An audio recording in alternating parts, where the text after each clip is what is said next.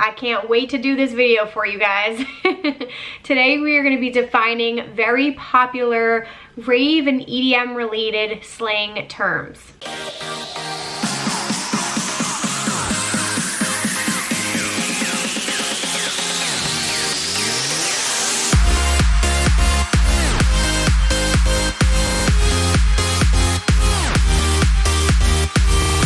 What's up, you guys? Welcome back to my channel. If you guys are unfamiliar, my name is Emma. I am a content creator in the EDM and music festival community, and I love to do videos for my fellow ravers out there. I'm representing with my little Rave with Me Jaws shirt today, and I had the idea to create a video that was sort of going to be like an Urban Dictionary version, where I'm explaining very popular rave and EDM related terminology that people commonly use, either ravers or music festival goers.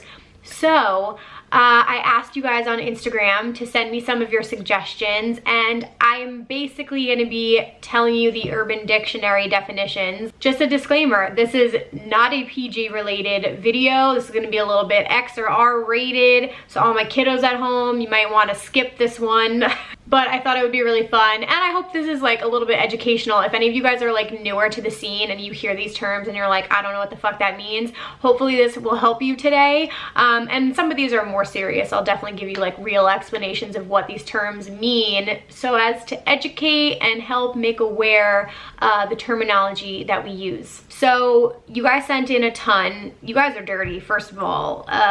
You sent in a lot of terms that we're going to be saying today, but again, just warning you, I'm definitely going to get in trouble for this video, but that's fine. So I wanted to start out with just the term raver, because if you are like, I don't really know what that means, or like who technically qualifies as a raver versus someone who's just like a fan of the music. I liked this one description from Urban Dictionary because I think a lot of people were like shitting all over the term raver. I don't know why, but anyway. So this person said, a raver can be anyone who attends an all-night party consisting of DJs who play electronic dance music, for example, trance, house, happy hardcore, drum and bass, etc., techno.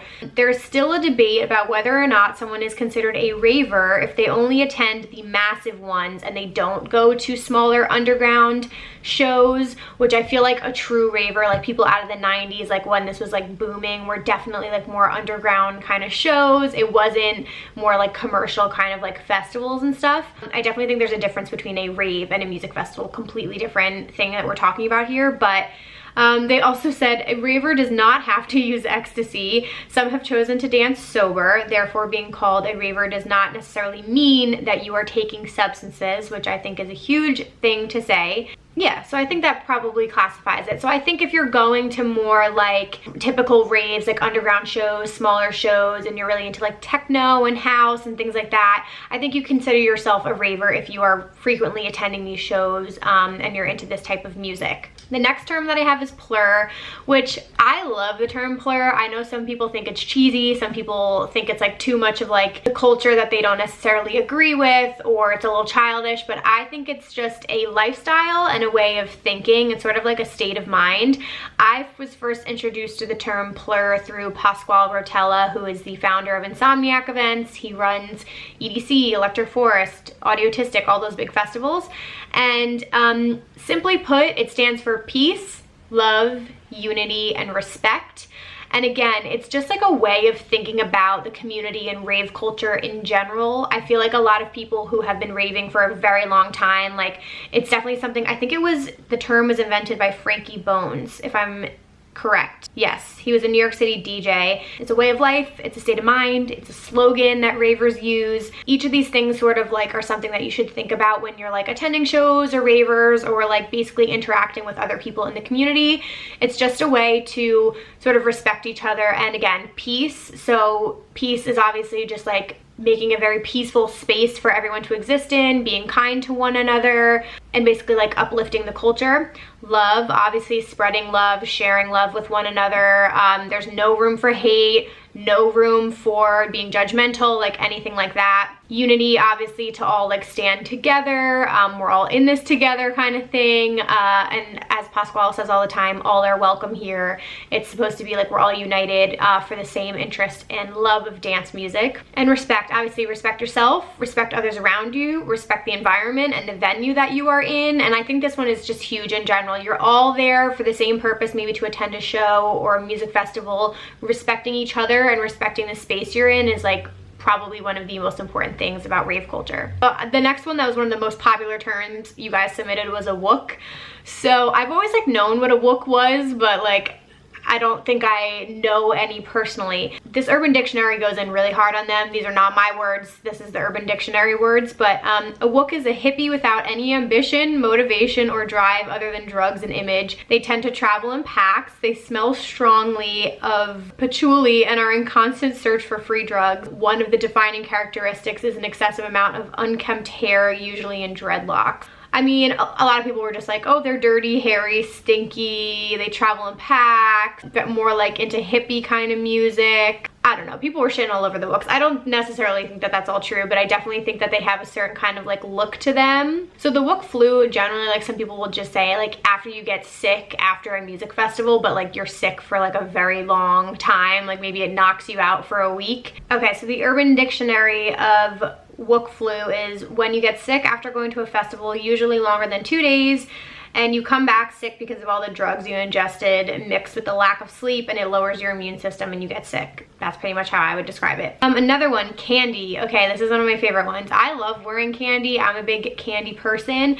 but basically they are bracelets made out of different kinds of beads. You can write sayings on them and you can exchange them as a way of like meeting new people, a sign of respect to each other, and it's just like a huge part of rave culture. So the hand movements that you do, essentially when you're exchanging kandi, you do peace, then you do love, so you both make like half a heart. So you do peace, love, and then unity, you put your hands together, and then respect, you lock your hands together, and then you would trade the kandi, give them back to each other.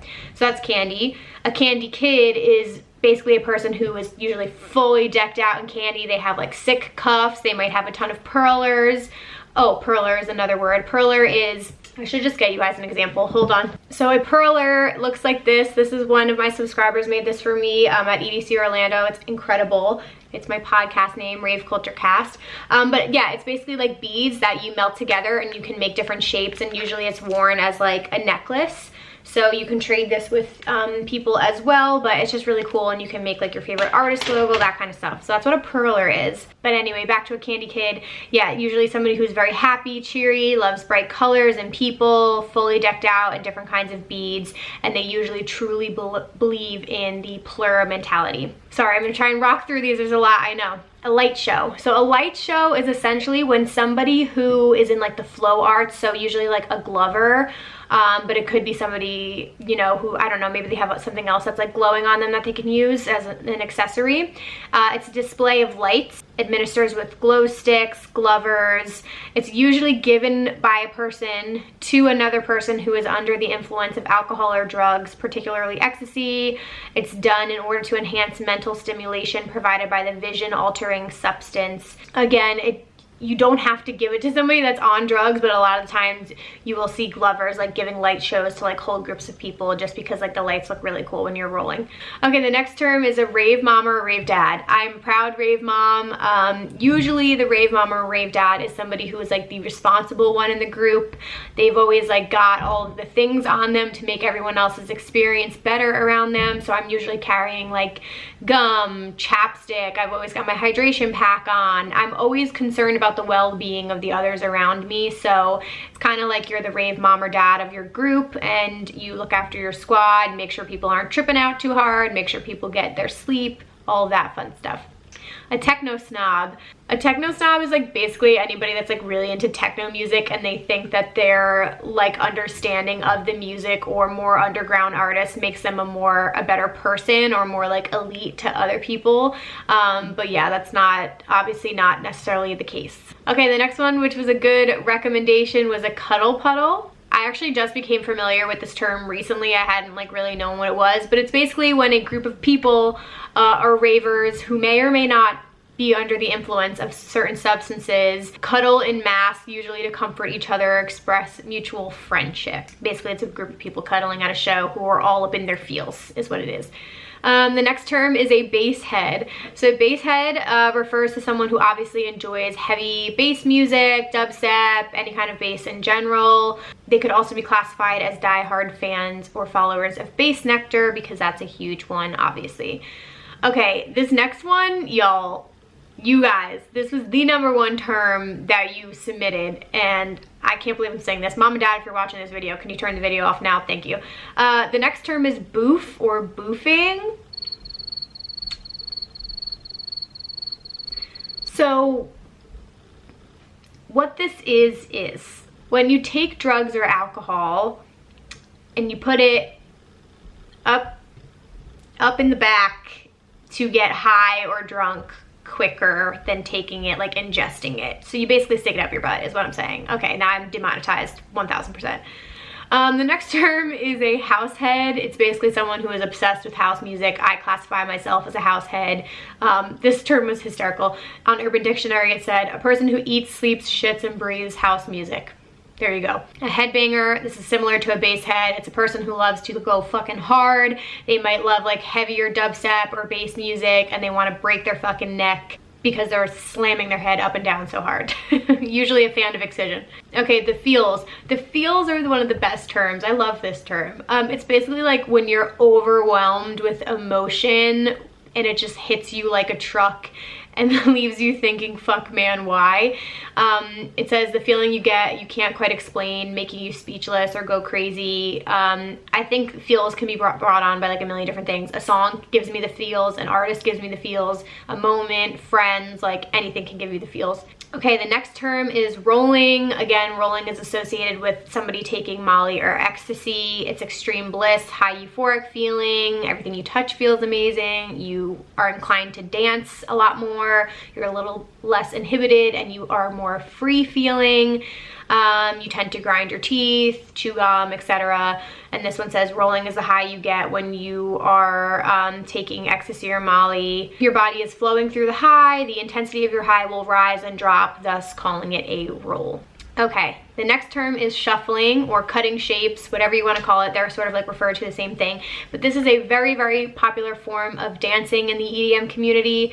It says shuffling consists of 2 basic moves, the shuffle and the stomp. Most beginning shufflers learn to master these 2 basic moves before moving to more advanced ones.